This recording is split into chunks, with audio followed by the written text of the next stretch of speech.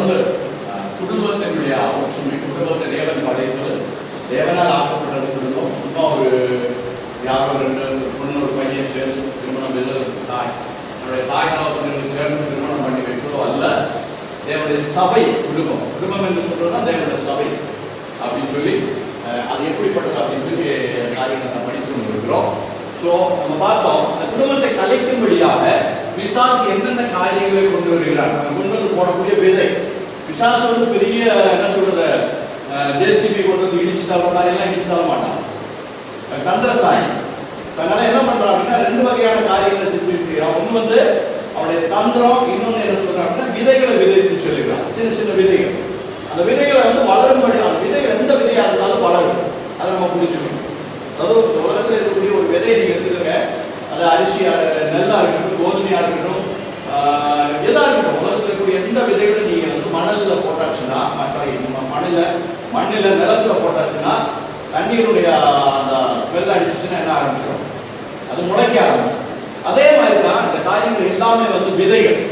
விசுவாசனுடைய வாழ்க்கையில் விதைகளை போட்டு விட்டு போயிடுவான்.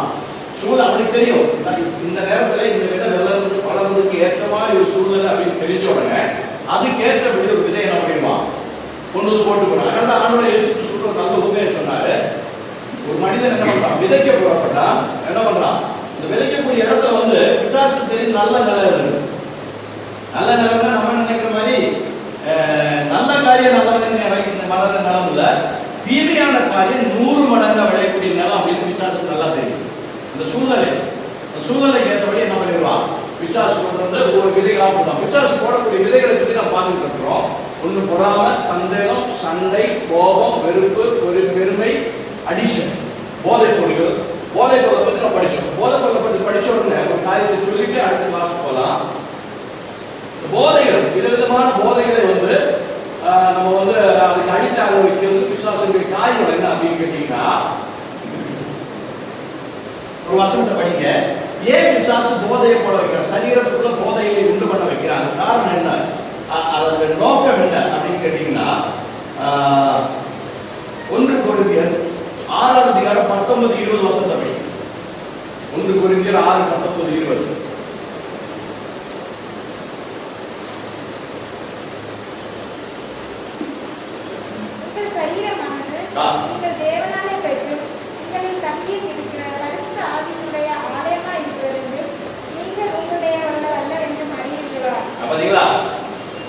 இது தேவன் வசிக்கக்கூடிய ஆலை எது, இந்த பில்டிங் கிடையாது.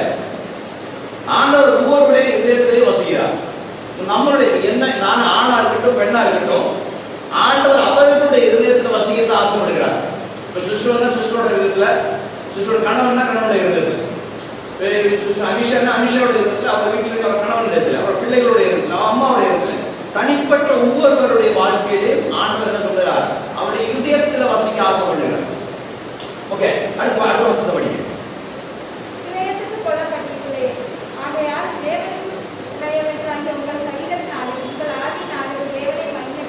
பாத்தீங்களா? அதனால என்ன செய்யணும், இது ஒரு கற்பனை, அது ஒரு கற்பனை. பரிசுத்த ஆவியானவர் ஜனத்துக்கு கொடுக்கக்கூடிய, புதிய ஏற்பாட்டின் சபைக்கு கொடுக்கக்கூடிய ஒரு கற்பனை.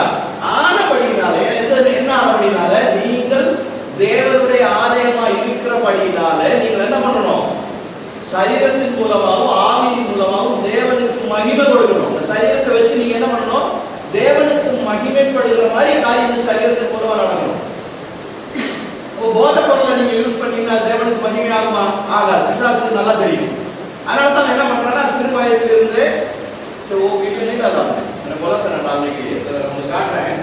சிறு வயதிலிருந்தே என்ன பண்ணணும், பிசாசு போதையில வந்து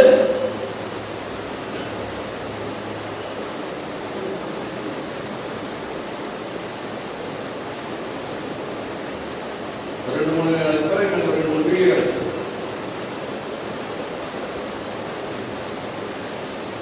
உங்க தூரத்துக்கு தெரிய மாட்டேன் பாருங்க. 2 பசங்க நான் வீடியோவில் போட சொன்ன போட முடியல, டைம் கிடைக்கல.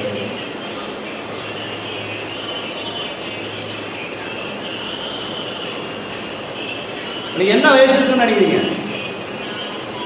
பார்க்க முடியல. என்ன வயசு இருக்கும்? 4 வயசு 5 வயசு பிடிப்போனா 6 7 வயசு இருக்கும். பிடி பிடிக்கிறான். சின்ன ஏஜில் இருந்தே என்ன பண்றான் அப்படின்னா பிசாசு என்ன பண்ணிடலாம் அப்படின்னு சொன்னா அதை என்ன பண்ணலாம் பிள்ளைகளோட இதயத்துக்குள்ள அந்த விதையை போய் போட்டு விட்டுறாங்க. போதைன்னு சொல்லக்கூடிய சேர்த்து பிடிப்பா, சேர்த்து பிடிச்ச பிறகு பீடி பிடிப்போம், பீடி பிடிச்ச பிறகு வேற அது கிடைக்கிறா வேற ஏதாவது போதை பொருள் இறந்து ஆரம்பிப்பா, இல்லைன்னா மது வருமா. இப்படி சின்ன பிள்ளையில இருந்தே அவனுக்குள்ள ஒரு சுபாவத்தை உண்டாக்கி எடுத்துவான். அவன் உண்டாக்கி எடுத்த சுபாவம் அந்த போதை பொருளினால பரிசுத்த ஆவியானவருக்கு அவருடைய இதயத்துக்குள்ள வாழ முடியாது. புரியுதுங்களா? அப்ப என்னாச்சு, ஒரு ஆலயம் தகர்க்கப்பட்டு விடுச்சு. அதன் மூலமாக மற்றவர்கள் இது குடும்பங்கள் தெரிந்து கொள்ளணும். முதல்ல தாய் தகப்பனுக்கு தெரியணும். தாய் தகப்பனுக்கு நான் தேவனுடைய ஆலயம் அப்படிங்கிற உணர்வு இருந்தால் தான் பிள்ளைகளுக்கு கற்றுக் கொடுக்கக்கூடிய பயத்தில் வளர முடியும், வளர வைக்க முடியும். சொல்லுங்க, மது அருந்தக்கூடாது, சிறு பிடிக்கக்கூடாது, தம்பாக்கு சாப்பிடக்கூடாது, புகை அருந்தக்கூடாது அப்படின்னு சொல்லி அவங்க சொல்லி கொடுத்து பயம் தேவ பயத்தில் பிள்ளைகளை வளர ஆரம்பிச்சாச்சுன்னா பெரியவனாக இருந்தாலும் அப்போ ஆண்டவர் நம்ம பரிசுத்தாக நம்ம என்ன பண்ணுவான், இந்த பயத்திலே வளர வைப்பான். இப்போ வாலிப வயதில் கண்ட்ரோல் பண்ணாமல் விட்டுட்டு கல்யாணம் முடிச்ச பிறகு இல்லைன்னா கல்யாணம் முடிக்க போகிற நேரத்தில் ஒரு பாஸ்டர் கொண்டு பாஸ்டர் தலையில் கையில் ஜெபம் பண்ணுங்க, நான் மாறணும் அப்படின்னு மாறவே மாறணும். ஏன்னா பெரிய மரம் ஆயிடுச்சு. செடியா இருக்கிறப்ப நம்ம அதை செதுக்கலாம், மரமாச்சு என்ன பண்ண முடியாது, செதுக்க முடியாது. அப்புறம் அதுக்கு நிறைய காரியங்கள் பண்ணணும், கவுன்சிலிங் போக வேண்டியிருக்கும், நிறைய காரியங்கள் பண்ண வேண்டியிருக்கும். அது எவ்வளவு செட் ஆகும் அப்படின்னு சொல்லி சொல்ல முடியாது. நான் அடிஷன் அப்படி அடிஷனா என்ன அர்த்தம்னா அடிஷன் அப்படின்னு சரியான எக்ஸ்பிளனேஷன் அப்படின்னு கேட்டீங்கன்னா ஆழத்தில் வேறுவது அப்படின்னா அதோட சரியான அர்த்தம். ஆழத்தில் வேறுவது ஒரு தடவை ஆழமா வேறு போயிடுச்சுன்னா என்ன பண்ண முடியாது. அது எவ்வளவு ஆழமா அந்த வேறு போயிருக்குன்னு தெரிஞ்சு அவ்வளோ அந்த அளவுக்கு போய் அந்த வேலை எடுத்தா தான் அந்த மரத்தை இல்லைன்னா அந்த பொருளை நம்ம அழிக்க முடியும். அதனால அவ்வளவு ஆழத்துல பிசாசு என்ன பண்ணிடுவான் ஒண்ணு, அது ஒரு விஷயம். ஓகே, அதனால நம்ம என்ன பண்ணணும், நாம் நம்முடைய சரீரத்தின் மூலமாக நல்லா சாப்பிடணும், நல்லா எக்ஸசைஸ் பண்ணணும். இவன் போதை பொருள் மட்டும் இல்லை, இப்போ டென்ஷன் அதை கொண்டு வந்து அது ஒரு வேலை. டென்ஷனை கொண்டு வந்து கொண்டது தான் பிசாசுக்கு தெரியும், ஆட்டோமேட்டிக்கலாக பிபி என்ன ஆகிடும். அப்படிப்பட்ட அந்த மாதிரி காரியத்தை பிசாசு கொண்டு போட்டுட்டு ஆண்டவர் சொல்லுறாரு, நீங்க பயப்படாதீங்க. டென்ஷன் வரப்ப நமக்கு என்ன ஆகும், பயம் வரும். சரிங்களா? ஆண்டவருடைய வார்த்தைக்கு அவருடைய கற்பனைக்கு விரோதமாக நாம் செயல்படுறோம். அப்படி இருக்கிற பரிசுத்த ஆவியானவர் வாசம் பண்ண மாட்டார். வசனம் சொல்ல பரிசுத்த ஆவியானவர் நீங்க துக்கப்படுத்தாதீங்க. பரிசுத்த ஆவியானவரை எப்படி துக்கப்படுத்துறோம், 10 கற்பனைகளை மீறுவது வரால் மட்டுமல்ல, நாம் அவருடைய வார்த்தைகளுக்கு கீழ்ப்படியாமல் இருக்கு, பயப்படாமல் இருக்குன்னு சொன்னப்போ பயப்படாது பரிசுத்த ஆவியானவரை கீழ்ப்படுத்துறதுக்கு சமமா இருப்பாங்க. அதுதான் அவருடைய அர்த்தம். அதனால நம்ம என்ன பண்ணணும், நம்முடைய சரீரத்தின் மூலமாக தேவனை மகிமைப்படுத்தணும். இன்னொரு வசனம், அதிலே இன்னொரு வசனத்துக்குள்ள இருக்கக்கூடிய அதே ஒரு 1 கொரிந்தியர் 3ஆம் அதிகாரம் 16-17 படிங்க.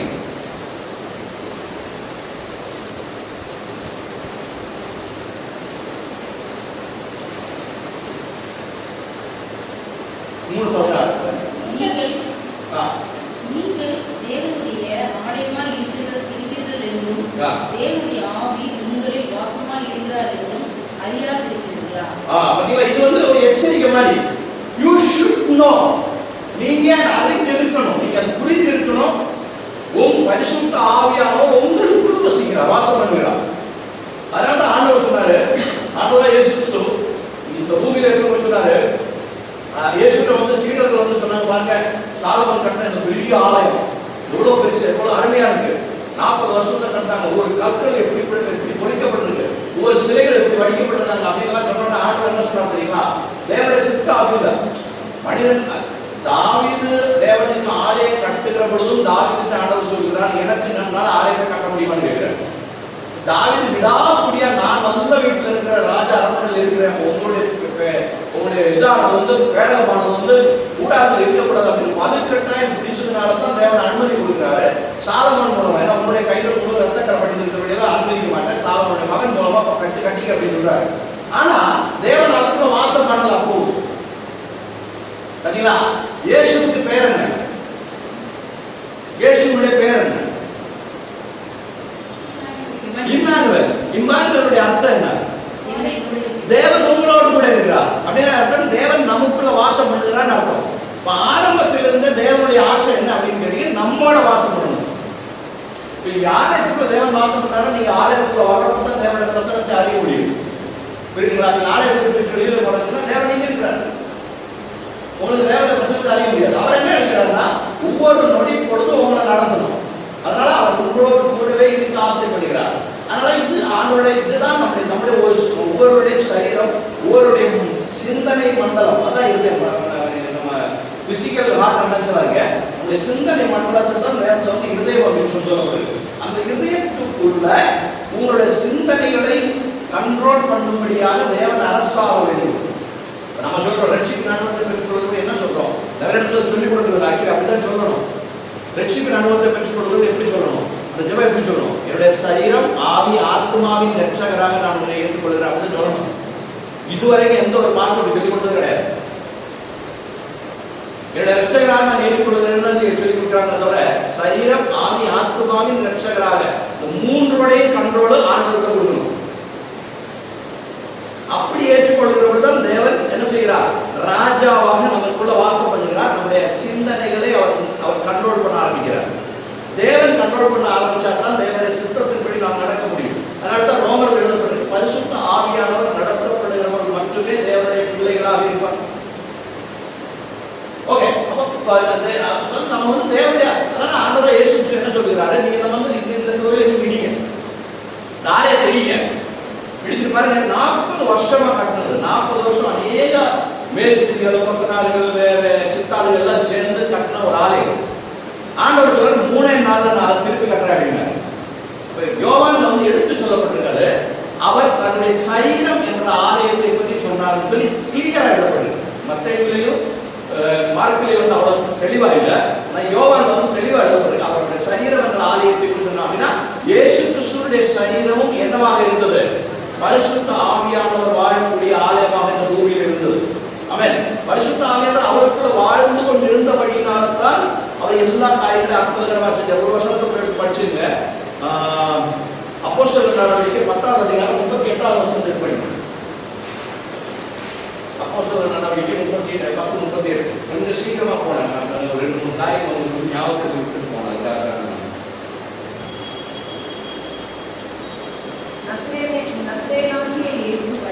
நசரேயனாகிய இயேசுவை தேவன் பரிசுத்த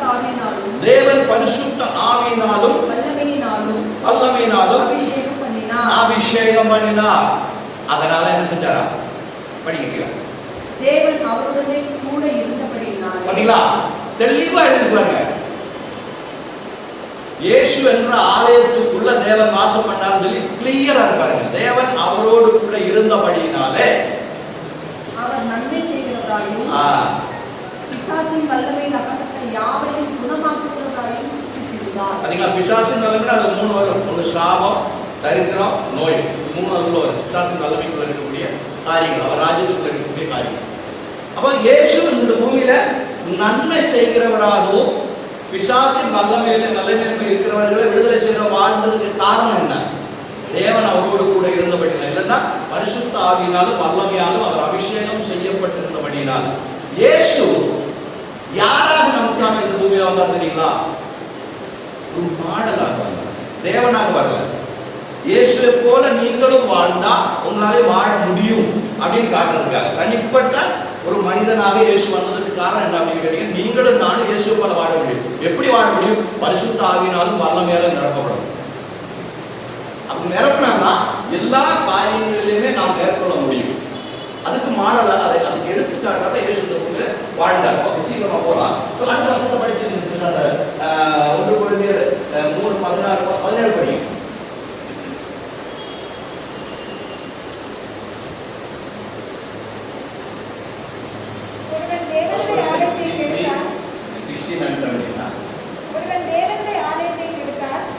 ஒருவன் தேவனுடைய ஆலயத்தை கெடுத்தால் அப்படின்னு என்ன அர்த்தம்?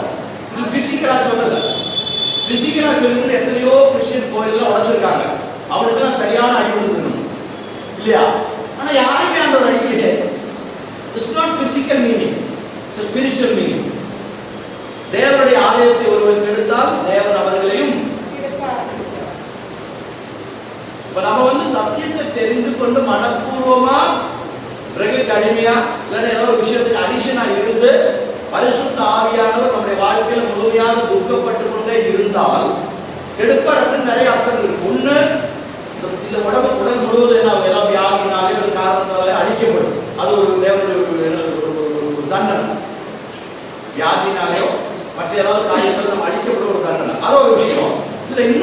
ஸ்பிரிச்சுவல் மீனிங் இருக்கு அப்படின்னு கேட்டீங்கன்னா அவனுடைய ஆத்மாவும் நரகத்துக்கு போகும். அது பரலோகத்துக்கு போவார். இந்த ரெண்டு அர்த்தம் இருக்கு.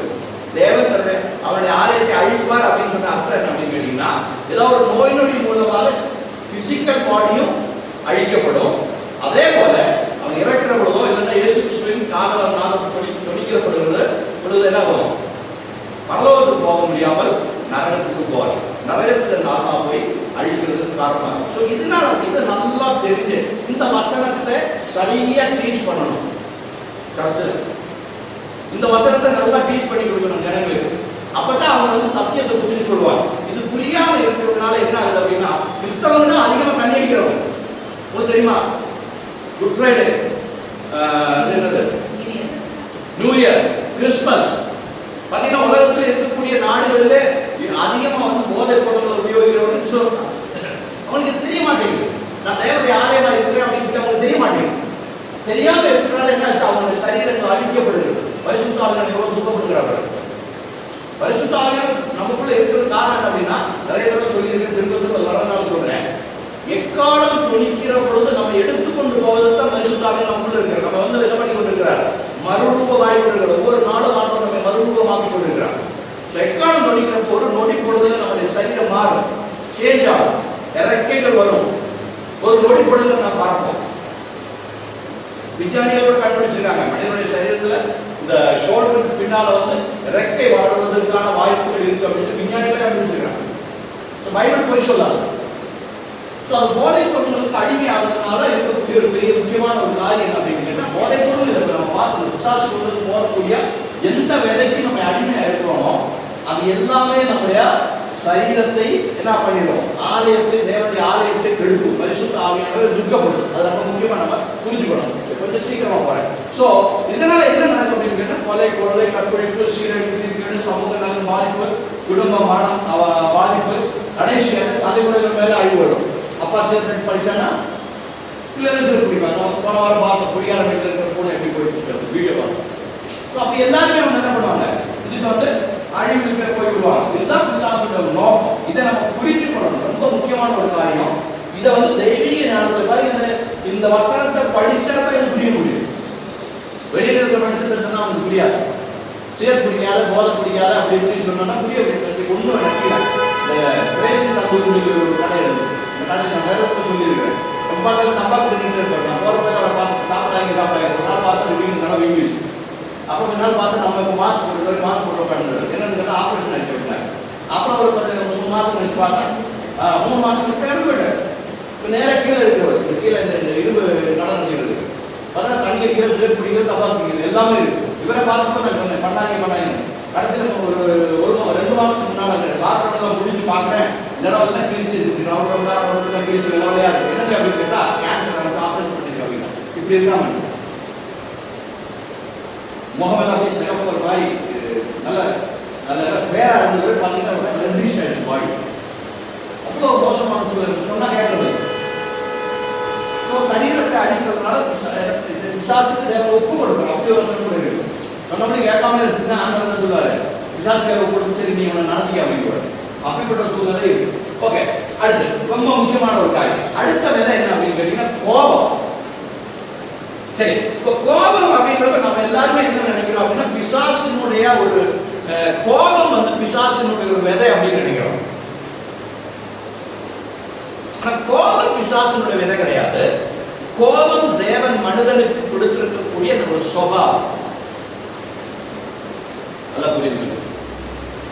ஆமென், ஆமென். கோபம் தேவன் மனிதனுக்கு கொடுக்கக்கூடிய ஒரு சுபாவம். எப்படி சந்தோஷம், ஆனந்தம், இல்லைன்னா என்ன சொல்றது, துக்கம், இப்படிப்பட்ட சுபாவம் மனிதனுக்குள்ள இருக்கிறதோ அதே போன்ற ஒரு சுபாவம் தான் வந்து கோபம். கோபம் வந்து பிசாசுடைய வேலை கிடையாது. புரியுதுங்களா? ஓகே. ஆனா இந்த கோபத்தை எந்த இடத்துல நம்ம யூஸ் பண்றோம் அப்படின்றத பொறுத்துதான் அதனோட வேல்யூ தீர்மானிக்கப்படும். உதாரணத்துக்கு ஆட்டம் பாம்பு நல்ல காரியம் தான். ஆட்டம் அப்படின்னு சொல்லக்கூடிய விஷயம் ரொம்ப நல்லது. அதன் மூலமா இந்த நீங்க உலகம் இயங்குறது வந்து 35% உலகத்துடைய இயக்கமும் ஆட்டத்தினாலதான். அதனால எலெக்ஷன் எடுக்கிறாங்க, நிறைய காரியங்கள் ஆட்டம் தான் எடுக்கிறாங்க. ஆனா அதே ஆட்டத்தை வச்சு என்ன பண்றான்? பாபை பண்ணிக்கிறான். ஸோ நம்ம எதை எப்படி யூஸ் பண்றோம் அப்படின்றத பொறுத்து தான் அதனுடைய காரியங்கள் தீர்மானிக்கப்படும். கோபம் வந்து தேவன் மனிதனுக்கு கொடுத்த ஒரு காரியம். எதற்காக ஆடணும்? கோபமாக இருக்கும்போது வசனம் என்ன சொல்லுது பார்த்தீங்கன்னா, கோபம் பாவம் வசனத்தில் ஒரு இடத்துலையும் கிடையாது.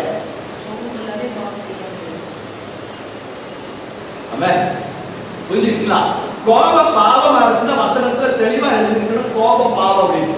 ஆனா வசனம் என்ன சொல்லுது பாருங்க, கோபமாக இருக்கும்போது நீங்க பாவம் செய்யாதீர்கள் தான் சொல்லியிருக்கு. அப்படின்னு அர்த்தம் என்னன்னா, கோபம் வரும், மனிதனுக்கு கோபம் வரும் அப்படின்னு அர்த்தம். அது தேவன் கொடுத்த.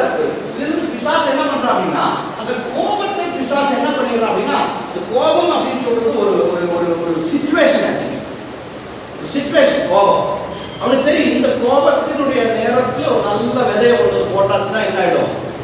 நல்ல நிலமா இருக்குது. இப்போ இதுல ஒரு விதையை போட்டு விட்டாச்சுன்னா அது என்ன ஆகும்? தள 100 மடங்கா வளர்ந்துரும். சரியான சண்டை ஒரு அடிச்சு கட்டி பண்ணி கட்டிடுவான் அப்படின்னு பிசாசு நல்லா தெரியும். உடனே பிசாசு என்ன பண்ணிடுவான் அப்படின்னு கேட்டீங்கன்னா, இந்த கோபத்தை யூஸ் பண்ணுவான். படிச்சுப்பாங்க.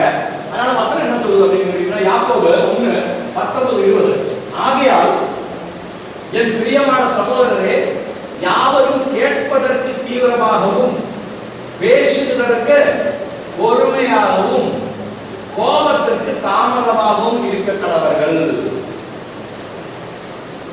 சில பேர் எப்படி நினைக்கிறா, மற்றவங்க பேசுறதுக்கு முன்னாலே இவங்க பேசுவாங்க.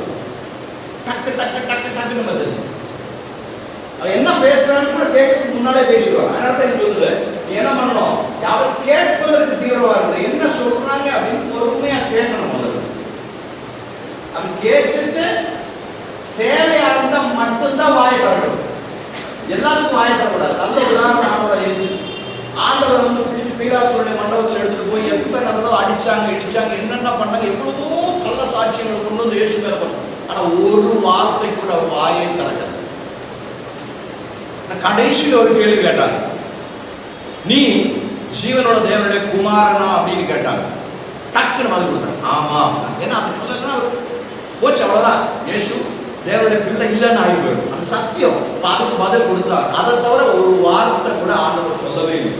நிறைய குற்றச்சாட்டுகள் அவர் மேல பழியை தூக்கி போட்டாங்க. என்னென்னமோ பார்க்க பொய் சாட்சியெல்லாம் கொண்டு வந்தாங்க. ஆனா ஆண்டவர் ஒரு இடத்துல கூட என்ன பண்ணல. அதான் சொல்லுது, கேட்பதற்கு தீவிரமா இருந்தாங்க. என்ன சொன்னாலும் கேட்கலாம், பிரச்சனை இல்லை. நான் பேசுவதற்கு பொறுமையாகும்.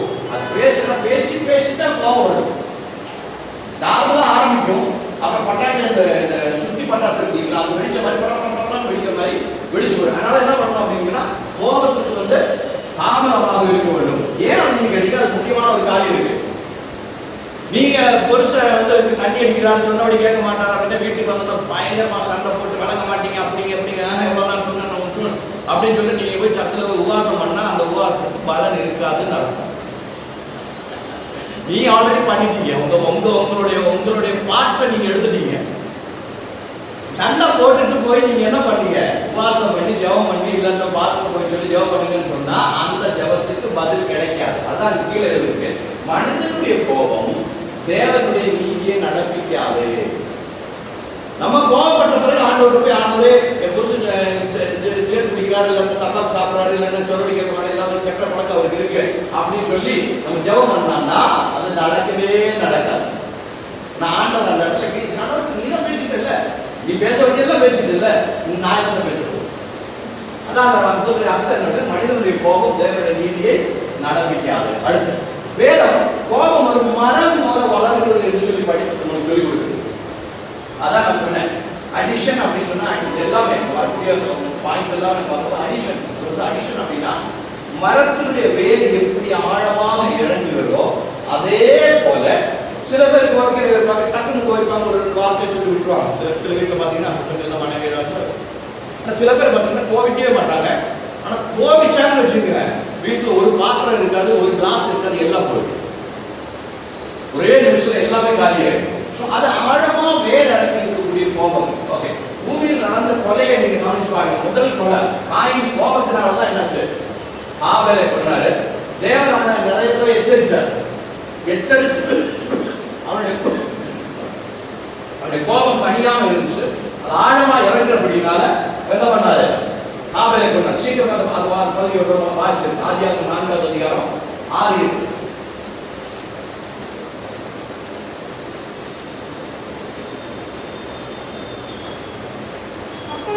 Genesis or 6:8. பாத்தீங்களா? எரிச்சல் உண்டாகும். பாத்தீங்களா? எரிச்சல் உண்டாச்சுன்னா என்ன ஆகும்? முகம் மாறிடும். பாத்தீங்களா? இது பாருங்க, மெயினான விஷயம். காயின் எதுவுமே நல்ல காரியம் கூட செய்யல. அவன் செஞ்சது தவறான காரியம். தம்பி நல்ல காரியத்தை செஞ்சதை பார்த்து அவனுக்கு என்ன ஆகுது? எரிச்சல் வருது. அதனால அவனுக்கு கோபம் வர ஆரம்பிச்சு. அடுத்து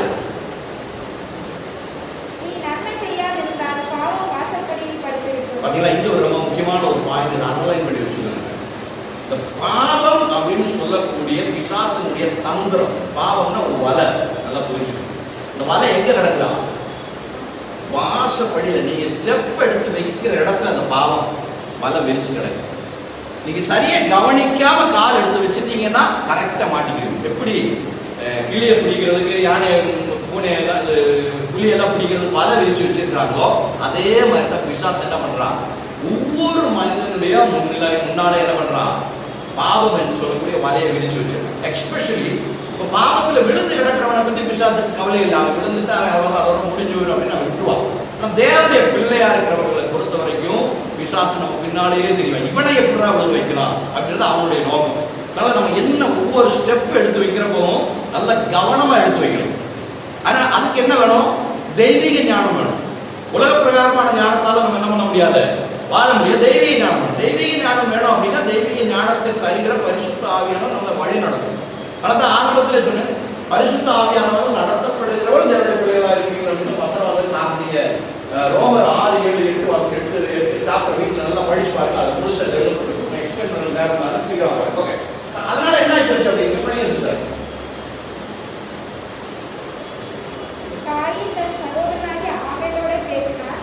அவர்கள் வயல்வெளியில் இருக்கும் சமயத்தில் காயின் தன் சகோதரனாகிய ஆபேலுக்கு விரோதமாக எழும்பி பாத்தீங்களா? விரோதமாக எழுப்புறான். விரோதமா எழுந்தா ஒரு நாள்ல நடக்கல இது. அவன் அதை பார்த்து ஆண்டவர் அவனுடைய யாகத்து மேல, பலி மேல என்னாச்சு? பிரியப்படுறத பார்த்து அவன் உள்ள எரிச்சல் உண்டாகி அது என்ன சரி எரிச்சல் வளருது. வளர்ந்து வளர்ந்து வளர்ந்து வேறாக இறங்கி பெரிய கோபமா மாறி தன்னுடைய சகோதரன் கூட பார்க்காமல் அவனை கொலை செய்கிற அளவிற்கு என்ன போச்சு? காயினுடைய வாழ்க்கையில் அந்த கோபம் வளருது. நம்ம வாழ்க்கையில நிறைய இடத்துல நம்ம நிறைய பேரை கொண்டிருக்கோம் தெரியுமா உங்களுக்கு? நம்ம எல்லாருமே நிறைய பேரை கொண்டிருக்கோம். கொல்லாதவங்க யாரும் இருக்க மாட்டாங்க. எப்படி? வார்த்தையினால நாம் ஒருத்தர் மேல வந்து வழியை போடுகிற பொழுது அவர்களுடைய சோல் வேதனைப்படும், துக்கப்படும். அதுல ஊண்டு உண்டாகும். அது ஒரு மரணமாக வேதம் சொல்லுது. அவருடைய சோலை கொள்வதற்கு நான் காரணமாக அவனை துக்கப்படுத்துவதற்கு காரணம். அதனால தான் ஆண்டவர் சொல்றாரு, ஒரு சகோதரனை பார்த்து சீ போ அப்படின்னு கூட நீ சொல்லக்கூடாது. சொன்னாலும் உனக்கு என்ன? நரகம் தான். அவ்வளவு வாயின் அந்த காரணத்தை சொல்ற காரணம் அப்படின்னு கேட்டு நம்ம வாயின் மூலமாக மற்றவர்களை துக்கப்படுத்தும்படியாக நான் பேசக்கூடாது அப்படின்றதுக்காக அது சொல்றேன். ஓகே, பாருங்க, தாயின் என்ன பண்றான்? கோபம் வந்துருச்சு, தன்னுடைய சொந்த சகோதரனை கொன்றான், கோபத்தை அழிச்சு கொண்டான். ஓகே, அடுத்து ரொம்ப முக்கியமான ஒரு பாயிண்ட் வரப்போம். முதல்ல சொன்னேன், கோபம் வந்து மனிதனுக்கு ஆண்டவர் கொடுத்த ஒரு சுபாவம். அப்படி சுபாவம் அப்படி இல்லைன்னா வேதம் தெளிவாக அதை சொல்லி இருக்கணும். சொல்லாதபடினால நமக்கு ரொம்ப நல்லாவே புரியுவாங்க. இன்னொரு விஷயம் அப்படின்னு கேட்டீங்கன்னா, ஆண்டவராய் இயேசு கிறிஸ்து கோபிச்சிருக்கிறார். அப்ப கோபம் பாவம் ஆரம்பிச்சுன்னா ஆண்டவர் பாவம் செஞ்சார். வசனம் சொல்லுது அவர் பாவம் அறியாதவர் சொல்லு.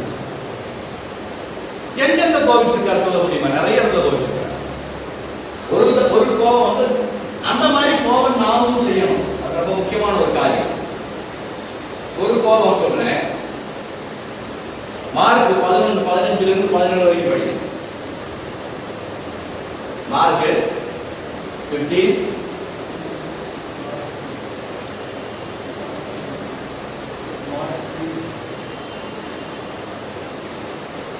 Mark 11:15 to 17.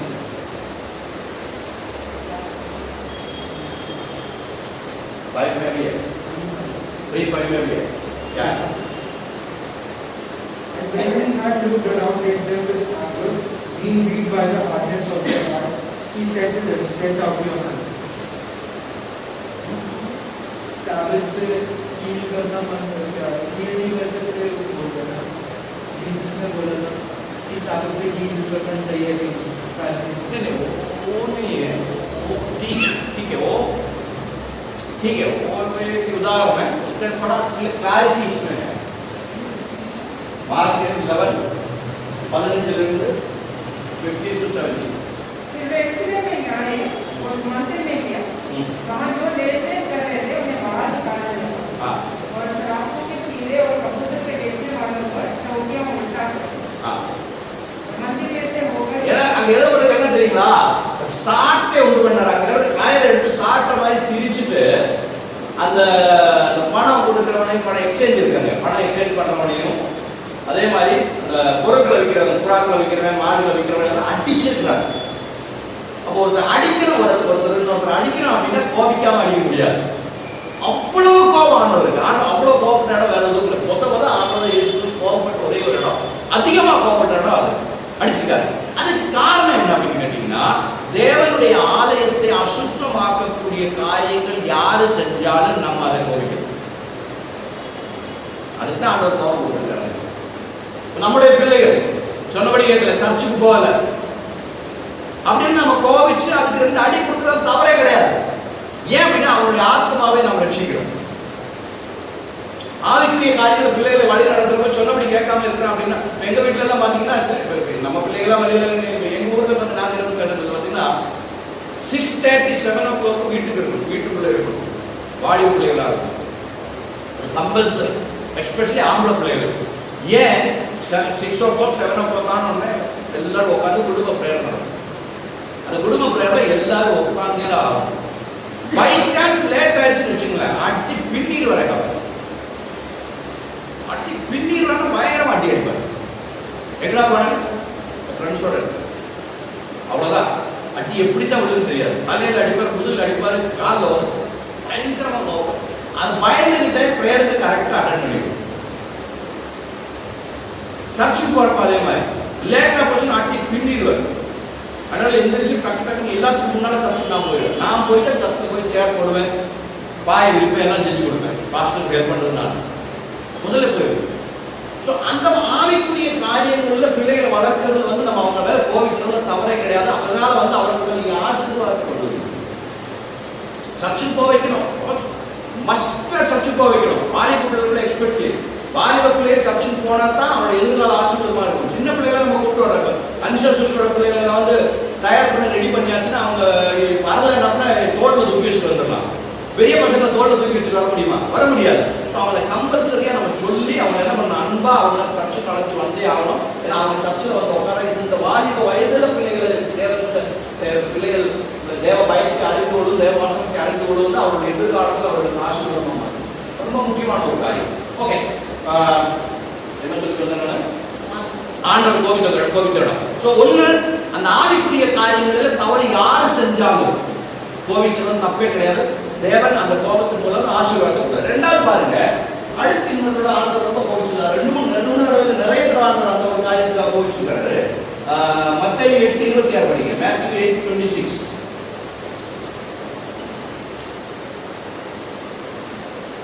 அதற்கு அவர், அற்புதவிசுவாசிகளே, ஏன் பயப்படுகிறீர்கள் என்று சொல்லி எழுந்து காற்றையும் கடலையும் அடக்கினார். பாத்தீங்களா? ரெண்டாவது விஷயம் என்ன ஆண்டவர் கோபிக்கிற ஒரு காரியம் அப்படின்னு கேட்டீங்கன்னா, விசுவாசம் இல்லாம போச்சுனாலும் ஆண்டவர் போகும். இதுவரைக்கும் நீங்க இந்த நிமிடம் வரைக்கும் நினைச்சுக்கிட்டு எத்தனையோ அற்புத காரியங்கள் மூலமா ஆண்டவர் நம்மளை நடத்திருக்கிறா இல்லையா?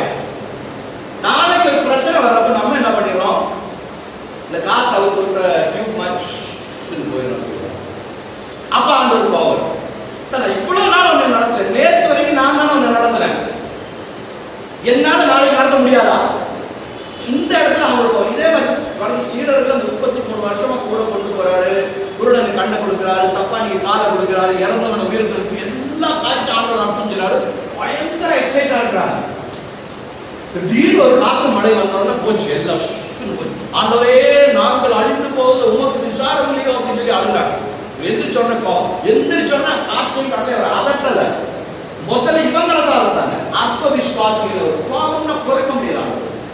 அது கோபம்னு சொல்லக்கூடியது தேவன் மனிதனுக்கு கொடுக்கக்கூடிய ஒரு சுபாவம். அந்த சுபாவத்தை நம்ம எங்க யூஸ் பண்றோம், எங்க யூஸ் பண்றோம்னா நம்ம அதை உபயோகிக்கிறோம். விசுவாசிய தந்திரத்தை தெரிந்தவங்க தான் அதை கரெக்டாக யூஸ் பண்ண முடியும்.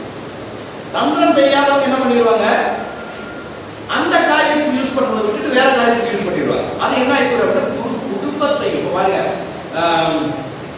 காயின் ஆபேலை பற்றி படித்தோம். ஒரு நல்ல காரியம், அந்த நல்ல காரியத்துக்கு அந்த சகோதரனோட அன்பு கூறி இருந்தால் பரவாயில்ல, உன்னுடைய காணிக்கை ஆண்டவர் ஏற்றுக்கொண்டாருப்பா. ஸோ நானும் அடுத்தவங்க அதே மாதிரி ஒரு காணிக்கை ஆண்டவர் கொடுப்பேன் அப்படின்னு சொல்லி தன்னுடைய சகோதரனை ஏற்றுக்கொண்டால், அன்போடு ஏற்றுக்கொண்டிருந்தால் காயினோட ஆசீர்வாதம் பெரிய ஆசீர்வாதமாக இருக்கும். ஆனால் அவன் என்ன பண்ணிட்டாங்க, கோபத்தை வந்து பிசாசு கையில் ஒப்புடுத்துட்டாங்க. அந்த சுபாவத்தை பிசாசுக்கு ஒப்புடுத்தோடனே மரணம் வரைக்கும் கொண்டு போகிற அளவுக்கு ஒரு பெரிய குற்றத்தை ஆண்டவர் மேலே போட்டு விட்டாங்க. ஓகே, அடுத்து இப்போ நம்ம முக்கியமான ஒரு காரியம் வந்து நீங்கள் பயப்படக்கூடாது. இந்த காரியம் நம்ம படிக்கிறப்ப நீங்கள் பயப்படக்கூடாது. முக்கியமான ஒரு காரியம் நான் என்ன சொல்கிறேன் அப்படிங்கிறதுக்கு அப்படி சொல்கிறேன் அப்படின்னு கேட்டிங்கன்னா, ஒவ்வொரு நெகட்டிவ் சீட்ஸ்க்கு பின்னாலையும் ஒரு ஈவில் ஸ்பிரிட் இருக்கு. புரியுதுங்களா? ஒவ்வொரு நெகட்டிவ் சீடுக்கு பின்னால் பிசாசு கொண்டு வந்து நம்ம வாழ்க்கையில் போடக்கூடிய ஒவ்வொரு நெகட்டிவ் சீட்ஸ் பின்னாலையும் ஒரு ஒரு ஒரு ஈவில் ஸ்பிரிட் இருக்கு, ஒரு கெட்ட ஆவி இருக்கு. இந்த கெட்ட ஆவியோட சுபாவம் தான் அந்த சுபாவமாக வெளிப்படும். அதை நம்ம புரிஞ்சுக்கிறோம். ஸோ அந்த கெட்ட ஆவியில் அப்படிங்கிறது ஒரு ஆவி இருக்காது, ஒரு ஆவியை கிரியை செய்யாது. அது அதனுடைய கண்டினியூட்டி இருக்கு. நான் போனவொடனே நேரத்தில் முதல்ல ஒரு சொல்லிட்டு நினைக்கிறேன், ஒரு ஹெட் டிமன் இருக்கும். அந்த ஹெட் டிமனுக்கு கீழே மற்ற டிமன்ஸ் இருக்கும். இப்போ வந்து மொத்தமாக தான் போவார்.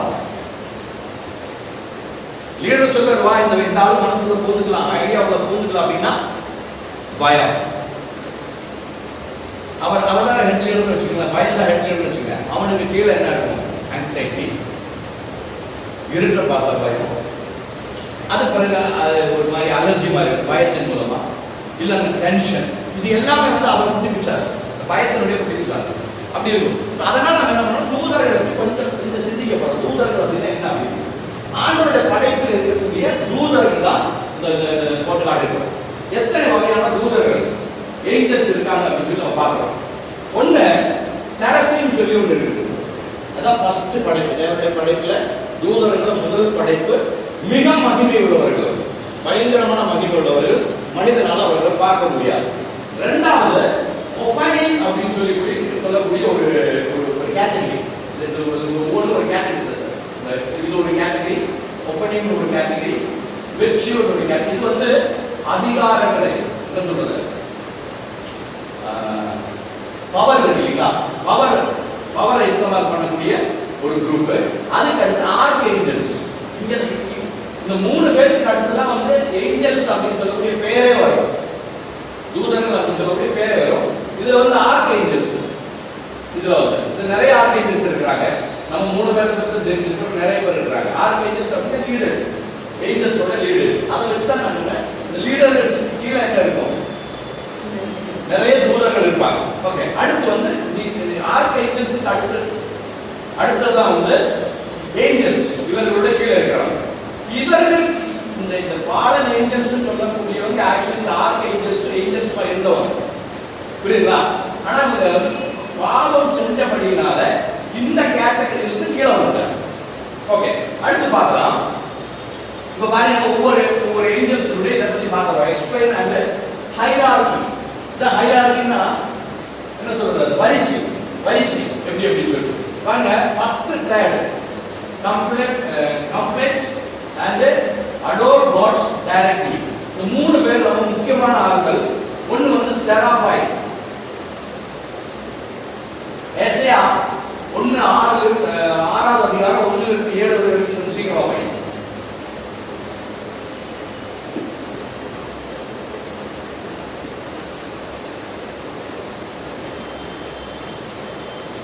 Isaiah chapter 6 1 to 7. இது ஏஞ்சலாலஜி அப்படின்றது ரொம்ப இன்ட்ரெஸ்டிங்கான ஒரு சப்ஜெக்ட். அதை ஓரளவுக்கு புரிஞ்சு வச்சுக்கிட்டீங்கன்னா பிசாசுடைய தந்திரங்களை புரியுறதுக்கு ரொம்ப வசதியா இருக்கும். உசியா ராஜா மரணமடைந்த வருஷத்தில் ஆண்டவர் உயரமும் உன்னதமான சிங்காசனத்தின் மேல் வீட்டிருக்க கண்டேன். அவருடைய வஸ்திரங்கள் எல்லாம் தேவாலயம் நிறைந்திருந்தது. சேராபீன்கள் அவருக்கு மேலாக நின்றார்கள். அவர்கள் ஒவ்வொருவனுக்கும் அவ்வாறு சட்டைகள் இருந்தன. அவர்களுக்கு ஒவ்வொருவர்களுக்கும் சாதாரண தூதர்களுக்கு 6 ரெக்கைகள் இருக்காது. நார்மல் தூதர்களுக்கு 2 ரெக்கைகள் தான் இருக்கும். ஆனா இவர்களுக்கு 6 ரெக்கை இருக்கு. ஓகே, அவ்வாறு சட்டைகள் இருந்தன. அவனவன் 2 சட்டைகளால் தன் முகத்தை மூடி. பாத்தீங்களா, இங்க எழுதப்பட்டிருக்கு 2 சட்டைகளால 2 covers feet. 2 சட்டைகளால் தன் கால்களை மூடி. 2 covers feet, 2 covers face. 2 சட்டைகளால் பறந்து. 2 covers 2 for flight. பறக்கிறது. மொத்தம் 6 ரெக்கைகள். 2ஆவது முகத்தை மூடிக்குவாங்க, 2ஆவது மீதி உடலை மூடிக்குவாங்க. ஏன்னா தேவனை தரிசிக்க முடியாது அப்படின்றனால. அடுத்து 2 ரெக்கைகளோட பறந்து நிற்பாங்க. இவங்க எப்படிப்பட்டாங்க அப்படின்னு கேட்டீங்கன்னா they are burning ones. தீ ஜுவாலையை போல இருப்பாங்க. எப்படி ஒரு தீ வேதி இது என்ன சொல்றது, தியாக இது இருக்கீங்களா, அது அதுல இருந்து தீ இப்படி சொல்றேன் அப்படி எழுந்துச்சுன்னா எப்படி இருக்கும், தீ இருக்கிற மாதிரியே இருக்கும். அப்படிதான் அந்த தூதர்கள். இவங்க என்ன செய்யறாங்க அப்படின்னு கேட்டீங்கன்னா அப்படியே ஒவ்வொருவரை நோக்கி சேனைகளின் கர்த்தர் பரிசுத்தர் பரிசுத்தர் பரிசுத்தர், இது அவங்க வேலை. என்ன சொல்லி இடைவிடாமல் சொல்லிக் கொள்வாங்க. 24/7 365. இவங்க வேலை என்ன? பரலோகத்தில் ஆண்டவரை துதித்துக் கொண்டே இருப்பது. அதனாலதான் துதிகளின் மத்தியில் வாசம் செய்கிற தேவன் அப்படின்னு சொல்லி வாசிக்கிறாங்க. எதுக்கு? இந்த செராஃபைம்ஸ் என்ன பண்றாங்க? தேவனை 24 மணி நேரமும் வாரம் முழுவதும் வருடம் முழுவதும் துதித்துக் கொண்டே இருக்கிறார்கள். அதனால பார்க்கக்கூடாத வெளிச்சத்தின் மத்தியில் வாசம் பண்ணுகிறார் அப்படின்னு தேவனுக்கு ஒரு பேர் இருக்கு. அதுக்கு யார் என்ன அப்படின்னு கேட்டீங்கன்னா இந்த ஜுவாலைகளாக இருக்கக்கூடிய செராஃபைம்ஸ் என்ன பண்றாங்க? எரிஞ்சுக்கிட்டே இருக்கிறாங்க. தீ எரிகிற மாதிரி எரிஞ்சுட்டு இருக்கிறபடினால தீக்கு உள்ளதான், அந்த தீக்கு உள்ளதான் தேவன் அவருடைய சிங்காசனம் இருக்குது. அதை அவரு வாசம் பண்ணுறார். ஓகே, இது ஃபர்ஸ்ட் கேட்டகரி. இதுல இந்த செராஃபிம்ல 2வது கேட்டகரி எப்படி இருக்கு? கெரூபி அப்படின்னு சொல்லுவாங்க. அதை படிய யாத்திராகமம் 25ஆம் அதிகாரம் எக்ஸோடஸ் 25:18-21. நீங்க எழுதி வச்சுக்கோங்க. ஒன்னு யாத்திராகமம் 25:18-21 வரைக்கும், எசேக்கியேல் 10:14, ரெவலேஷன்ஸ் 4:6. இந்த இடத்துல எல்லாம் சொல்லப்பட்டிருக்கக்கூடிய தூதர்கள் அவங்க தான் கெரூபி.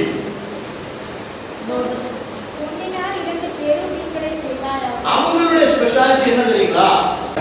ஓகே, இதுக்கு அடுத்து வரும். அடுத்து தேவர்களை பற்றி சொல்றப்ப அது பாயிண்ட் தான் வரும் உங்களுக்கு. நெக்ஸ்ட் வீக்ல வரும். ஓகே, ஒரே ஒரு வசனத்தை மட்டும் படிச்சுட்டு போயிடலாம். யாத்திராகமம் 25:18-21 வரைக்கும் படிக்கிறதுங்க. படிங்க 25ஆம் அதிகாரம் 18-21 வரைக்கும்.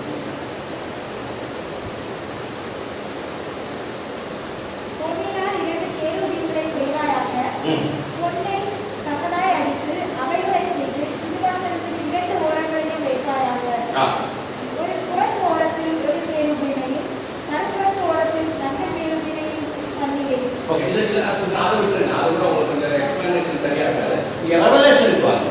வெளிப்படுத்தின விசேஷம் 4:6 படி. அதை கொஞ்சம் நல்லா எக்ஸ்பிளைன் பண்ணியிருக்காங்க. ரெவலேஷன்ஸ் 4:6.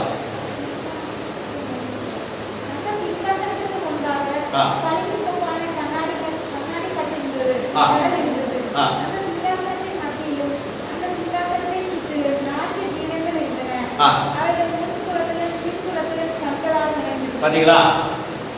இந்த தூதரோட ஸ்பெஷாலிட்டி என்ன தெரியுங்களா? நல்லா கவனிங்க. இவங்களுக்கு 4 விங்ஸ் தான் இருக்கு. மற்றவங்களுக்கு எவ்வளவு இருந்துச்சு? 6 விங்ஸ் இருந்துச்சு. இவங்களுக்கு 4 விங்ஸ் இருக்கும். அப்புறம் 4 முகம் இருக்கு, 8 கண்ணுகள். இதான் இவங்களுடைய ஸ்பெஷாலிட்டி. புரியுதுங்களா? ஓகே, அடுத்து த்ரோன்ஸ். இது ரொம்ப முக்கியமான ஒரு காரியம். த்ரோன்ஸ் அப்படின்னா என்ன அப்படிங்கிறது இனிமே நம்ம பார்க்கக்கூடிய என்ன சொல்றது, இனிமே வரக்கூடிய கேட்டகரிஸ் எல்லாம் பார்த்தீங்கன்னா ஆகாயத்தின் மேலேயும் பூமியின் மேலேயும் அதிகாரத்தை செலுத்தக்கூடியவர். இந்த ரெண்டு முதல்ல இருக்கக்கூடிய ரெண்டு கேட்டகரியும் பூமிக்கு அவங்களுக்கு சம்பந்தமே கிடையாதுங்க, நல்லா புரிஞ்சுக்கணும். ஃபர்ஸ்ட் கேட்டகரியும் செகண்ட் கேட்டகரியில் இருக்கிறவங்க பரலோகத்துல தான், அவங்க வேலை ஆண்டவர் சமூகத்தில் நிற்கிறது தான். ஓகே, அடுத்து வரக்கூடிய 2-3 கேட்டகரிஸ் வருவாங்க கீழே. அவங்க எல்லாம் நீங்க கவனிச்சு பார்த்தீங்கன்னா இவங்க தான் வந்து கம்ப்ளீட் கண்ட்ரோல் பண்றாங்க. ஆகாயத்திலிருந்து பூமி வரைக்கும் இருக்கக்கூடிய முழு உலகத்தையும் கண்ட்ரோல் பண்ணக்கூடிய அதிகாரம் ஆண்டவர் இவங்களுக்கு தான் வந்திருக்காங்க. இவங்க ஸ்பெஷாலிட்டி இவங்க என்ன அப்படின்னா எல்லாம் மோஸ்ட் ஆஃப், அதாவது தூதர்கள் எல்லாமே வந்து தேர் ஸ்பிரிட். புரியுதுங்களா? முதல் விஷயம் தேர் ஸ்பிரிட். அது மட்டும் இல்ல தேர் ஃப்ளேமிங், அவங்க வந்து அக்கினி ஜுவாலையை போல இருக்கிறவங்க. அதனால தான் ஒரு தடவை ஏலியாவை வந்து அசிரிய ராஜா வந்து கொல்ல போறப்ப வந்து கேகசின்னு சொல்லக்கூடிய அவருடைய ஹெல்ப்பரா இருக்கு கண்ணத்தை வந்து பார்த்தோம்னா பார்த்தீங்கன்னா அசிரியா தேசத்துடைய படைகள் எல்லாம் சுற்றி இருந்துச்சு. இவனுக்கு பயமாயி போச்சு. இவன் வந்து உலக பிரகாரமான கண்ணால பார்க்குறான். ஆனால் ஏலியா வந்து முதல்ல தெரிஞ்சுக்கிட்டாரு. அவருக்கு ஆண்டவர் வந்து ஆவிக்குரிய கண் கொடுத்துருந்தபடினால அவருக்கு சத்தியம் என்னன்னு தெரியும். இவர் போய் எஜமான்கிட்ட போய் ஆண்டவரே நம்மளை வந்து அசிரியா தேசத்துடைய ராஜா வந்து கொல்ல போறா அப்படின்னு சொன்னோடனே ஏலியா என்ன சொல்லல, அந்த அசிரியா தேசத்து ராஜாவுக்கு மேல ஜெபம் பண்ணல. ஏலியா செஞ்ச காரியம் என்ன தெரியுங்களா? இந்த ஊழியக்காரனுடைய கண்களை திறக்க முடியாத ஜெபம் பண்ணார். கண்ணை திறந்து பார்த்த உடனே எழுதப்பட்டிருக்கு, அக்னிமயமான ரதங்களும் குதிரைகளும். இந்த குதிரை மாதிரி இருக்கிறது ஆக்சுவலி என்னது? ஏஞ்சல்ஸ்.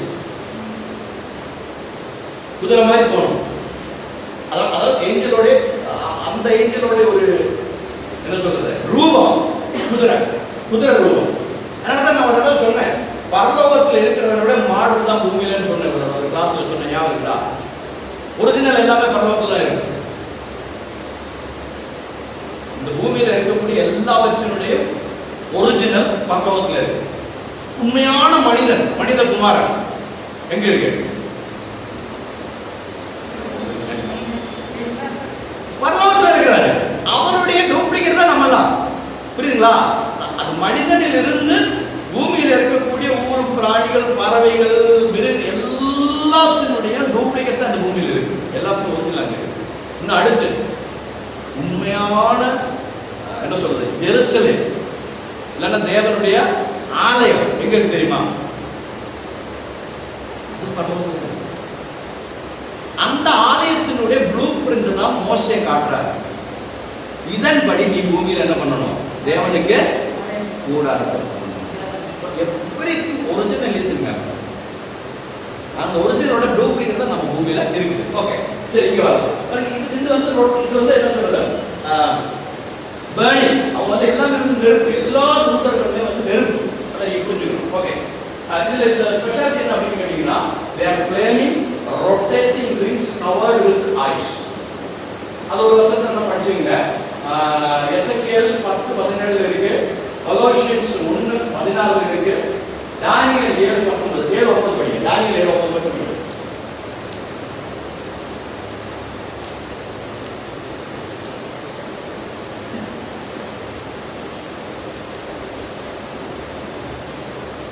நான் பார்த்து கொண்டிருக்கையில் சிங்காசனங்கள் வைக்கப்பட்டது.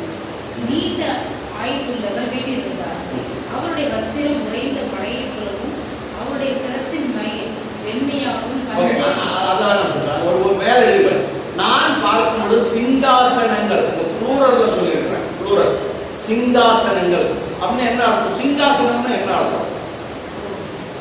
பவர், ரூலிங் அத்தாரிட்டி அப்படின்னு அர்த்தம். சிங்காசனத்துடைய சரியான அர்த்தம் அப்படின்னா ஆட்சி செய்யக்கூடிய அதிகாரம் உள்ளவர்கள் அப்படின்னு. அதனால தான் சொல்லி த்ரோன்ஸ் எழுதிப்பாருங்க, ரைட் கொடுத்துருவாங்க. த்ரோன்ஸ் சிங்காசனங்கள், ஆட்சி, அதிகாரம். அதிகாரம் எப்படி வரும் தெரியுங்களா? அதிகாரம் எப்படி வந்துச்சு தெரியுங்களா? யாரா சொல்ல முடியுமா? அதிகாரம் எப்படி வந்துச்சு? கவர்னிங் பவர் எப்படி வந்துச்சு? அது வர்றது காரணம் என்ன தெரியுமா? உங்க வீட்டில் நீங்க பிள்ளைகளை வந்து அதிகாரம் பண்றீங்க, பனிஷ் பண்றீங்க. அது எங்க இருந்து வருது?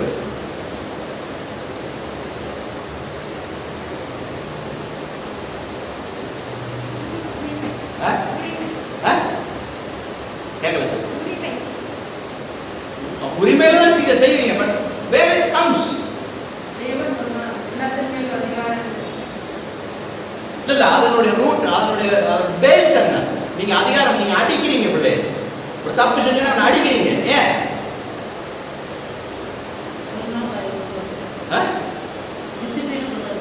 டிசிப்ளின் எதுக்கு கொண்டு வரீங்க? எதுக்காக டிசிப்ளினை கொண்டு வரீங்க? கீழ்ப்படியும்படியா? கீழ்ப்படிறதுக்கு எதுக்கு கீழ்ப்படியணும்?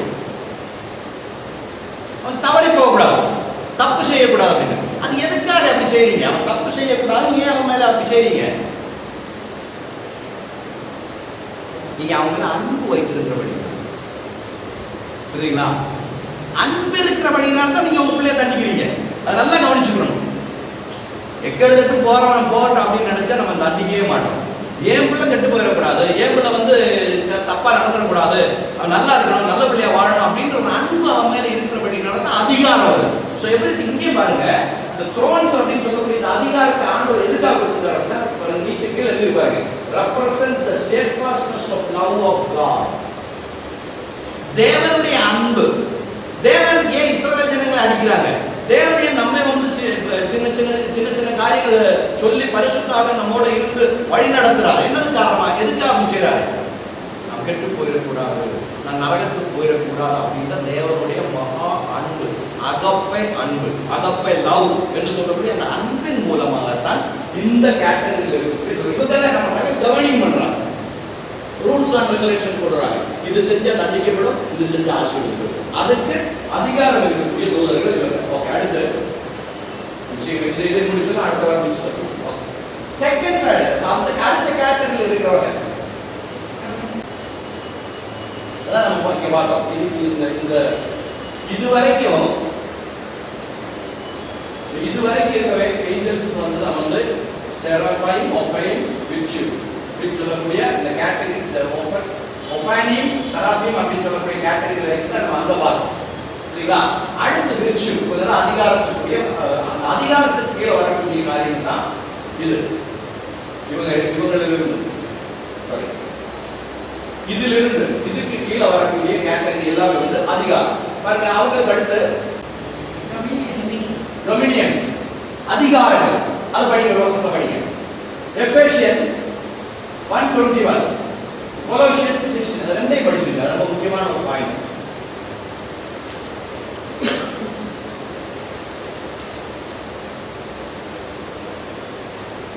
அவரை உன்னதங்களில் நம்முடைய வலது பாரிசத்தில் உட்காரும்படி எஃபேசியன்ஸ் 1:21. அவரை உன்னதங்களில் நம்முடைய வலது பாரிசத்தில் உட்காரும்படி செய்து எல்லாவற்றையும் அவருடைய பாதங்களுக்கு கீழ்ப்படுத்தி எல்லாவற்றையும் எல்லாவற்றாலும் நிரப்புகிறவருடைய நிறைவாகிய சரீரமான சபைக்கு அவரை எல்லா பற்றிற்கும் எல்லா துறைத்தனத்துக்கும் அதிகாரத்துக்கும் வல்லமைக்கும்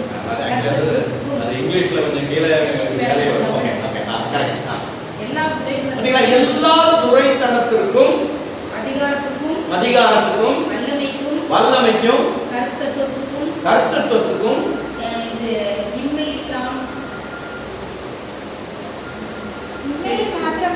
இன்மையில் மாத்திரமல்ல மர்மையிலும் எல்லா நாமத்துக்கும் மேலாக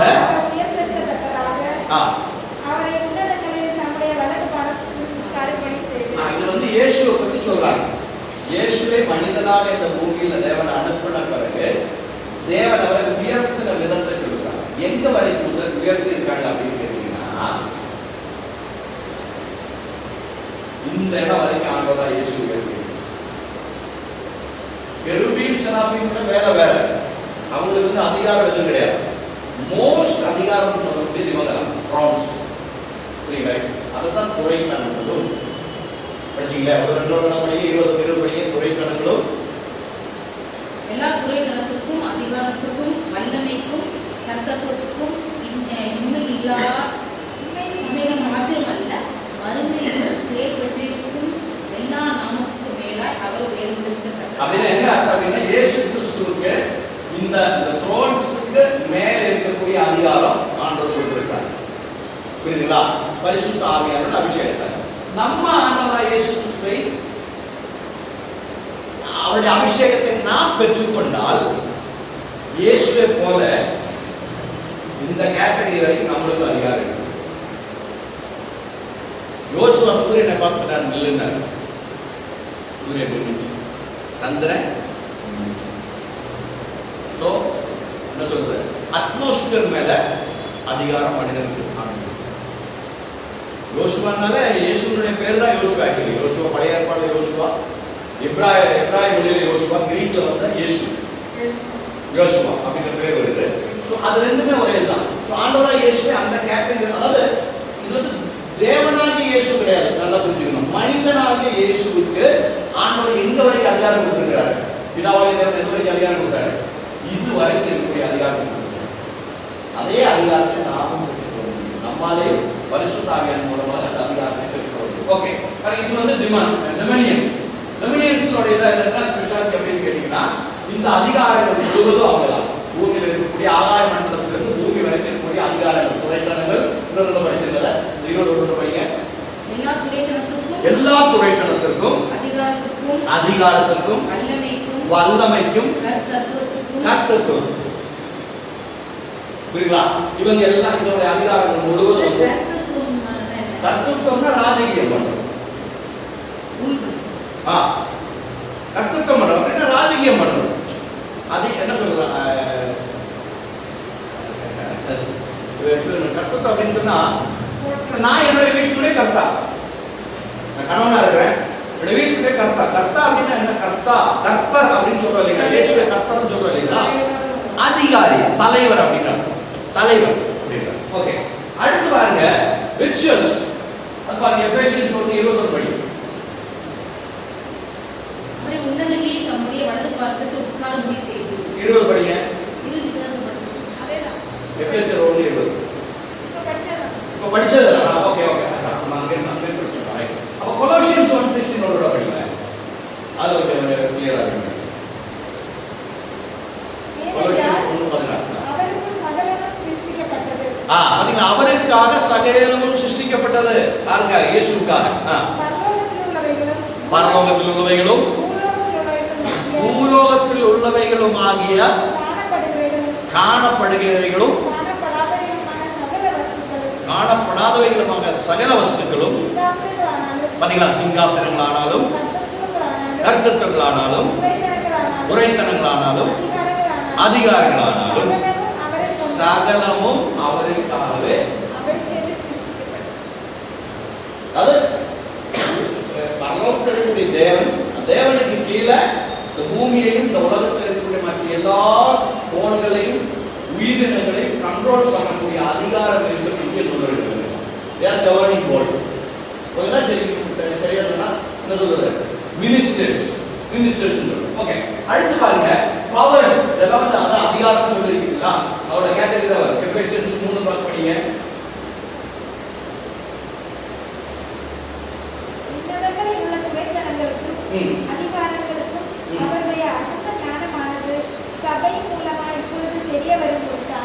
இந்த அதிகாரங்களை எல்லாம் வந்து என்ன பண்ண முடியும், சபை கண்ட்ரோல் பண்ண முடியும். இது அடுத்த கேட்டகரி. இந்த தூதர்கள் வந்து அடுத்த கேட்டகரி. நம்ம இதுல பார்த்தோம், த்ரோன்ஸ்ல இருந்து அது வருது. இதுல இருந்து வச்சுக்கோங்க, த்ரோன்ஸ்ல இருந்து டொமினியன்ஸ், ரிச்சஸ், பவர்ஸ். அடுத்து பிரின்சிபாலிட்டிஸ். அது வரைக்கும் படிக்கலாம், டைம் ஆயிடுச்சு. பிரின்சிபல் படிக்கலாம், அடுத்த வாரம். ஓகே, அதை படிச்சிருங்க. எபேசியன்ஸ் 3:10 இல்லைன்னா எபேசியன்ஸ் 3:10 படிங்க.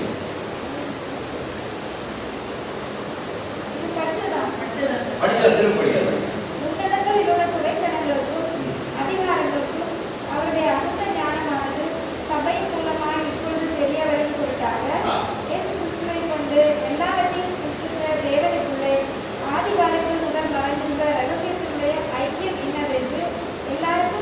ஓகே, இங்கே கவனிக்க ஒரு விஷயம். இதுல என்ன எழுதிருக்காங்க, princess of the lowest class assigned to care and God communities, kingdoms, states and palaces. இது உங்களுக்கு தெரியும் ஒரு விஷயம். நீங்க பழைய ஏற்பாடுல படிச்சு பார்த்தீங்கன்னா ஷோர் ராஜாவை பற்றி ஒரு கீதம் எழுது அப்படின்னு சொல்லி எழுதப்பட்டிருக்கு. ஷோர் ராஜாவை பற்றி அதெல்லாம் படிக்க படித்த எசேக்கியேல் 28 நினைக்கிறேன். எடுங்க.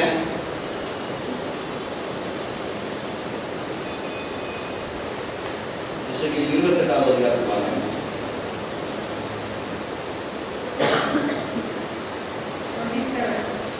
படிங்க.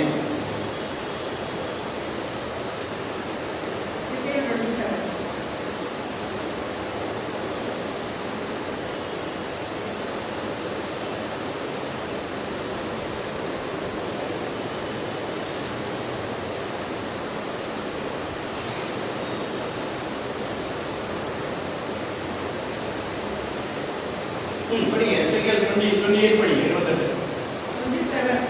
28 chapter 28 1 to 1 and 2. கர்த்தருடைய வார்த்தை எனக்கு உண்டாச்சு. ஆ. அவர் மனுபுத்திரனே, ஆ. நீ தீருவின் அதிபதியை நோக்கி, பாத்தீங்களா? நீ தீருவின் அதிபதியை தீருவின் அதிபதி. தீரு என்று சொல்லக்கூடிய தேசத்தினுடைய ராஜான்னு அர்த்தம். அவனை பற்றி நீ எழுதணும். தீருவின் அதிபதி, நீங்க கீழே படிச்சுங்க. அங்க எழுதி இருக்கிற ஒரு ஒரு ஒரு தீருவின் அதிபதி ஒரு தேசத்தினுடைய ராஜா கிடையாது. பூமியில் அப்படிப்பட்ட ஒரு ராஜாவே கிடையாது. தங்கத்தாலே வெள்ளியினாலேயும் வைடூரியத்தினாலேயும் சிருஷ்டிக்கப்பட்ட ஒரு மனிதன் எங்கேயாவது இருக்கிறானா? இல்ல. அப்ப அது யாரு? தீருவின் ராஜா யார்? அது ஏஞ்சல்ஸ். அதான் இங்க சொல்லப்படுறது என்ன அப்படிங்க? Kingdoms, communities, states. பரலோகத்துல இது இருக்கு. பரலோகத்துல ராஜ்யங்கள் இருக்கு. பரலோகத்துல என்ன இருக்கு? கம்யூனிட்டிஸ் இருக்கு. பரலோகத்துல ஸ்டேட்ஸ் இருக்கு. பாக்சிஸ்னா அந்த ப்ரொவிஷன் சொல்லுவாங்க இல்லைங்களா? ப்ரொவிஷன்ஸ் சொல்லுவாங்க. ப்ரொவிஷன்ஸ் சொல்லுவாங்க. அதுக்கு தான் பாக்சிஸ் இருக்கு. அதாவது வில்லேஜ் நம்ம சொல்றோம் இல்லைங்களா? தாலுக்கு, டிஸ்ட்ரிக்ட்னு சொல்லி சொல்றோம் இல்லைங்களா? அது நம்ம ஊர்ல இதெல்லாம் கண்டுபிடிச்சு இதை வச்சு தான் கண்டுபிடிச்சிருக்கிறாங்க. வெள்ளைக்காரன் சொல்லிட்டு நம்ம காப்பி பண்ணி வச்சிருக்கோம். ஸோ இந்த சிஸ்டம் ஃபுல்லா வந்து பரலோகத்தில் இருக்கு. அடுத்து இவங்க தான் பிரின்சிபாலிட்டிஸ். இவங்க தான் அடுத்த கண்ட்ரோல்ல வரவங்க. ஸோ இத்தனை கேட்டகரி ஏஞ்சல்ஸ் இருக்கு. அடுத்து இவங்களுக்கு கீழே தான் இதை வந்து நம்ம நாளை படிக்க கொஞ்சம் எக்ஸ்பிளைன் பண்ணணும். அடுத்த வாரம் படிக்கலாம். ஆர்க் ஏஞ்சல்ஸ் அப்படின்னு சொல்லக்கூடிய அவங்கள பற்றி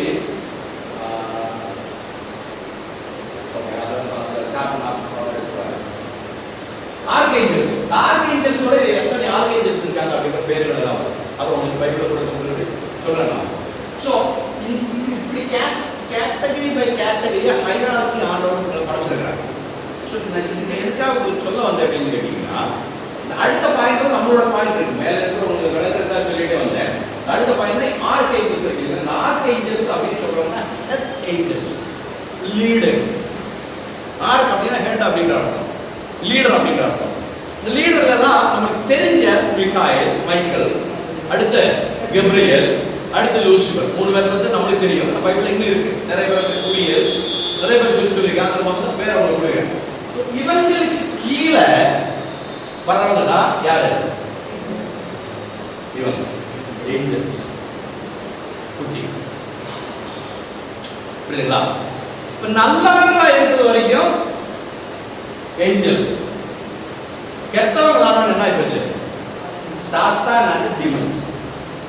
புரியுதுங்களா? அவங்களுக்கு என்ன சொல்றது? ஏஞ்சலா இருந்துட்டு சாத்தான் ஆன உடனே அவங்களுக்கு அந்த அந்த ஹைரார்கி மாறி போகும். அதான் அவங்க சொல்ல வந்தேன். ஒரே பாருங்க, நெகட்டிவ்ன்றது ஒரு ஹெட்டிமன். இந்த நெகட்டிவ் அப்படிங்கிற ஹெட்டிமனுக்கு மேல கீழே இருக்கக்கூடிய ஆளுக்கு தான் ஆங்கர். ஆங்கருக்கு அடுத்து சாட்னஸ், சாட்னஸ் அடுத்து ஃபியர். இவங்களுக்கு கீழே இருக்கக்கூடியவங்க தான் hostility, jealous, contempt, annoyance, agony, guilt, grief, loneliness, horror, worry. இதெல்லாம் சின்ன சின்ன குட்டி கிட்ட இவர் ஒருத்தர் உள்ள முட்டாருந்தா போதும், இவங்க கூட என்ன பண்ணிடுவாரு? இவங்க வந்துருவாங்க, இவங்க வந்துருவாங்க, இவங்க வந்துருவாங்க. சரி, அதை சொல்லி பிடிக்கல. ஆண்டவராகிய இயேசு கிறிஸ்து ஒரு தேசத்துக்கு போறார். இந்த கதை படிச்சோம் இல்லைங்களா? சீடர்களை கடிந்து கொண்ட பிறகு, காற்றை கடலை அளந்த பிறகு அவங்க என்ன பண்ணாங்க? கெதரே என்று சொல்லக்கூடிய தேசத்துக்கு போய் இறங்குறாங்க. அங்கே இறங்கினோன்னு ஒரு மனுஷன் தூரத்திலிருந்து ஒரு ஆண்டவரே அப்படின்னு சொல்லி அவர் காலில் வந்து விழுகிறாங்க. ஆண்டவர் அவனுக்குள்ள இருக்கக்கூடிய பிசாசை கடிந்து கொண்டாங்க. எத்தனை பிசாசு இருக்கு தெரியுமா? 6000 பிசாசு அவனுக்குள்ள இருக்கு. எத்தனை இருந்தாங்க? இன்னொரு விஷயம் உங்களுக்கு சொல்லி முடிக்கிறேன். உலகத்திலேயே பயந்தாங்கொழி யார் தெரியுமா?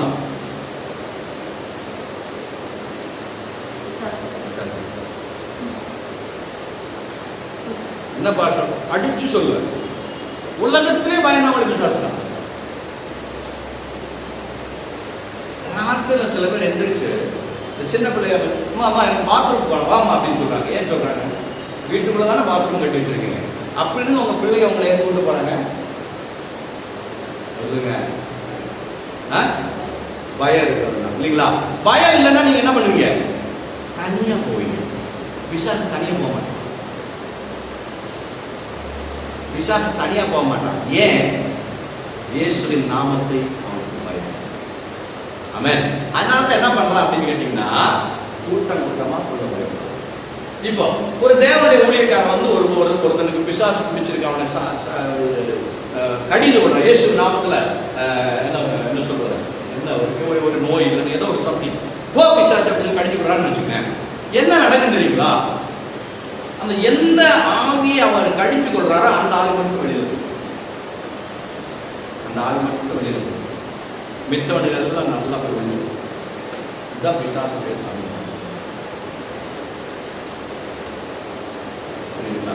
அதனால தான் இந்த பிசாசை கடிந்து கொள்ளக்கூடிய அந்த வல்லமை இருக்கிறவங்க என்ன பண்ணலாம் அப்படின்னு கேட்டீங்கன்னா, என்ன கேட்டகரியில் இருக்கக்கூடிய பிசாசு, என்ன கேட்டகரியில் எப்படிப்பட்ட ஒரு பிசாசு அந்த ஆளுக்குள்ள அந்த வீட்டுக்குள்ள கிரியை செய்யறது தெரிஞ்சுக்கிட்டு கரெக்டாக அழுக்கிறப்போ இந்த குரூப்பவே கழட்டி விட்டுரும். இல்லாட்டினா ஒரு தடவை ஜபம் பண்ணி தலையில் கை வச்சது பண்ணாலும் ஏதாவது குட்டிகளாட்டம் பண்ணி மற்றவங்க கொண்டு வச்சுக்கிட்டு, அதனால தான் வீட்டுக்குள்ள சரியான விடுதலை நடக்குது. கண்ணில் முழுவதும் உச்சரிப்போம். கண்ணில் முழுவதும் ஜபம் பண்ணுங்க. சும்மா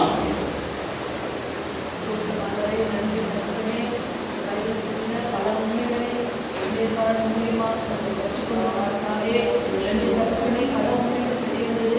பிசாசு பயந்தாங்கொழி என்ற பெரிய உண்மை சத்தியத்தை வெளிப்படுத்த முடியாமல் கர்த்தாவே உண்மையை நம்ம தெரிந்து கொள்ள முடியாது. நாங்கள் பயப்படாமல் நாங்கள் எந்த காரியத்தையும் அப்பா நாங்கள் துரத்தி விட்டுட்டு நாங்கள் உன்னுடைய நாமத்தின்படி நாங்கள் வாழ்வதற்கு எங்களை செய்யணும் கர்த்தாவே. அப்பா நாங்கள் இந்த பயிற்சி மூலமா எங்கள் உலகத்துக்கு வெளிச்சமாக எங்களுடைய பந்தங்களுக்கு எங்களுடைய கூட பிறந்தவங்களுக்கு இந்த சத்தியத்தை தெரியப்படுத்த எங்களுக்கு உதவி செய்ய தகப்பனே. இந்த சத்தியத்தை அவர்கள் மனதில் விதைக்கிறதுக்கு விதையை தூவுவதற்கு அப்பா எங்களுக்கு உதவி செய்ய தகப்பனே. நன்றி கர்த்தாவே. அப்பா இந்த பயிற்சி செடி எங்கள் மூலமா சத்தியத்தை தெரிய வைத்ததற்காக நன்றி. ஊழியர்களை கொடுத்ததற்காக நன்றி. உங்கள் குடும்பத்தையும் பிள்ளைகளையும் ஆசீர்வதிக்க தகப்பனே. ஆமென். மந்திக்கு ஒவ்வொருத்தரையும் ஆசீர்வதிக்க தகப்பனே. இயேசுவின் நாமத்தில் நல்ல பிதாவே. ஆமென். ஆமென். ஆத்மாவிலே கர்த்தரை ஸ்தோத்திரிக்கிறேன்.